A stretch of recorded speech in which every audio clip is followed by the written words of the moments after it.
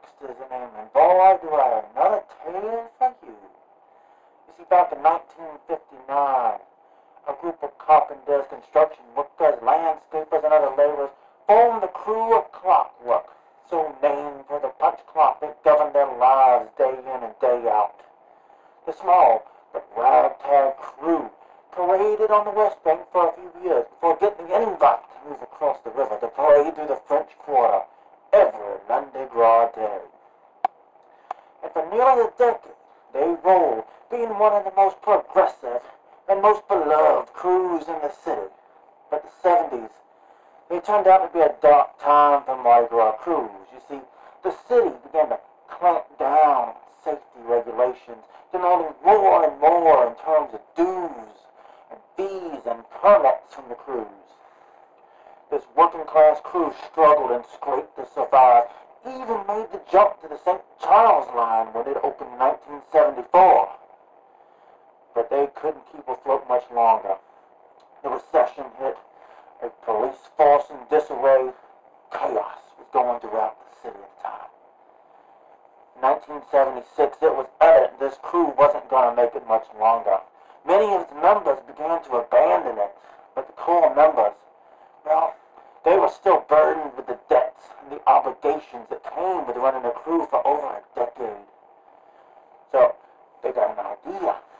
They were going to follow the suit of other Mardi Gras crews, we'll say, and open their warehouse for public viewing. Unfortunately, they didn't quite become the tourist attraction they were hoping. Sure enough, the lines grew a little short out front, and the money they were getting from their patronage just didn't add up. So, they got a little desperate. First, they started robbing people. It started innocently enough, a wallet here, a stolen watch there, but that didn't make even a dent in the amount they owed. So then things took a darker turn.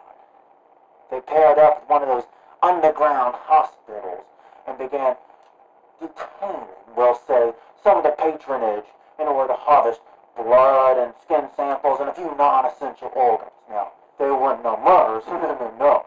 They wanted to keep them alive. But slip of a scalpel, a few accidents here and there, well, one thing leads to another, and you've got to bury some bodies.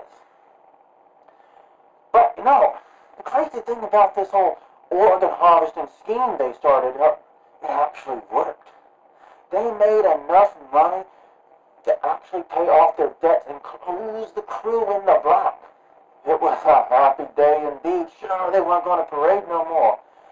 But these working class citizens, they weren't going to be burdened by that debt either. But then they got a little greedy. You see, up to that point, they'd have been able to get away with everything. The police force was already talking about a strike. The mayor's office couldn't be bothered with anything. Sounds a little familiar, doesn't it?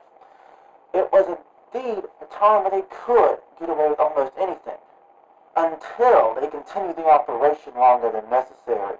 Already used to the sight of blood and having good places to hide the bodies, they just kept going.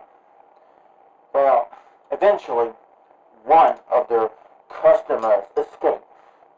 And sure enough, she ran to the police, and now the police couldn't ignore it anymore. So when they came knocking, they surrounded that small warehouse. The few members of the crew that still remained, the small handful that were still around, well, they attempted to escape. They hastily, using the tools they had, dug a hole underneath their garage. And in their hurry to escape, they accidentally struck a support, and the whole thing came crashing right down on top of them. The city tried multiple times, but never could recover the bodies. But things like that have a way of turning up in New Orleans, if you know what I mean. And indeed, the Krewe of Clockwork, or I should say, the Killer Krewe, as it became known in all the newspapers, is coming back. A limited time engagement this year only. October 29th, 30th, 31st, and for the first time ever, old Bernie is doing it one day past Halloween on November 1st, that Saturday. At 7 p.m., you can come meet the Killer Krewe. You can see their throw room, see their costume closet, see their workshop of terror. and even see the tunnel that entrapped them alive. Maybe you'll fare a little better than most of their patrons and the crew itself. So, come on down if you're not scared.